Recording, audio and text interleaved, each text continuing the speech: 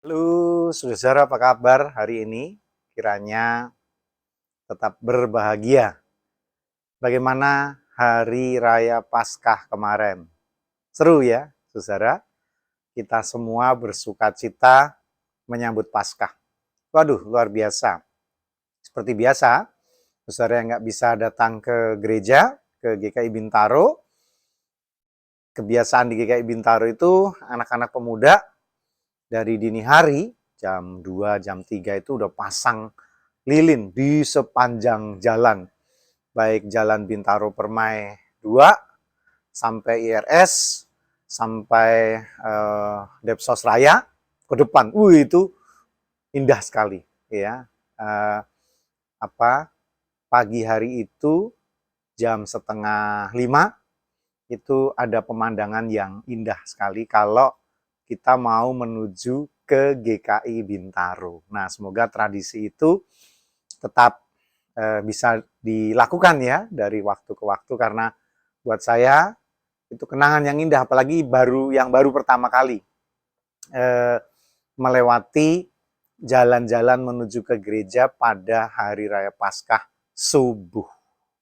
Nah, saudara, tapi Paskah yang kita rayakan, yang menjadi pusat iman kita, pusat kekristenan itu hampir batal, hampir gagal pada waktu itu, saudara. Kenapa?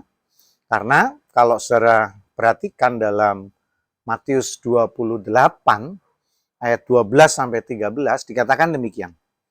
Dan sesudah berunding dengan tua-tua, mereka mengambil keputusan lalu memberikan sejumlah besar uang kepada serdadu-serdadu itu. Dan berkata, kamu harus mengatakan bahwa murid-muridnya datang malam-malam dan mencurinya ketika kamu sedang tidur. Saudara, ini ayat yang sangat menarik loh ini.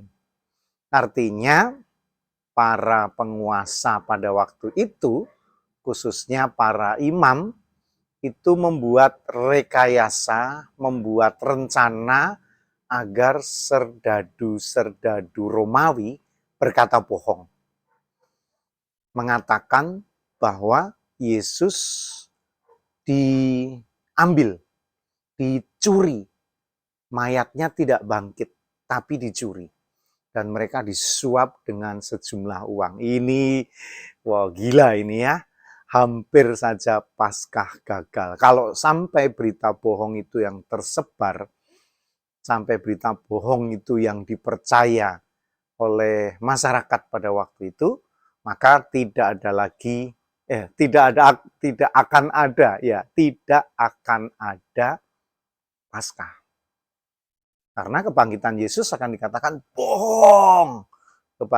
Kebangkitan Yesus akan dikatakan tidak benar karena dia nggak bangkit, tapi dicuri oleh murid-muridnya.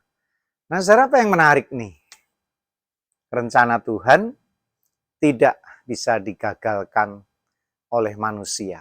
Walaupun manusia berusaha sedemikian rupa, berupaya curang seperti apapun, merekayasa dan berpikir cerdik begitu rupa, tapi rencana Tuhan tetap berjalan.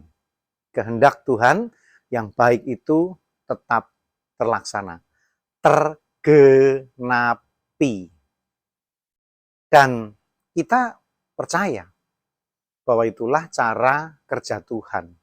Bahwa apa yang baik yang Tuhan kehendaki atas hidup kita itu dilakukannya, dikerjakannya dari waktu ke waktu sesuai dengan kehendaknya memang. Nah, ini penting.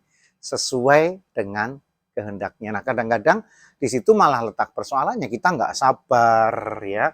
Kita nggak mau menunggu, kita nggak mau berproses, kita nggak mau terus setia ya, dalam tanda petik menagih janji Tuhan ya. Kita putus asa lalu berhenti berharap, maka kita merasa bahwa waduh itu akan gagal, itu akan selesai, itu akan tidak terlaksana. Tapi tidak demikian. Apa yang Tuhan kehendaki, apa yang Tuhan mau, tidak ada satu orang pun bisa menghentikannya, walau itu adalah orang-orang yang hebat, orang-orang yang pintar, orang-orang yang terpandang. kehendak Tuhan terus berjalan. Begitu juga dengan rekayasa kebangkitan Tuhan Yesus. Ternyata sudah berabad-abad ya cerita itu dan tidak dibantah, menjadi bukti kebangkitan Yesus itu nyata. Dan menjadi bukti, menjadi dasar bahwa apa yang Tuhan kehendaki harus terjadi, maka terjadi, dan tidak ada orang yang bisa menghentikannya. Kiranya kehendak Tuhan yang baik terjadi dalam hidup Anda, dan saudara-saudara diberkati secara luar biasa.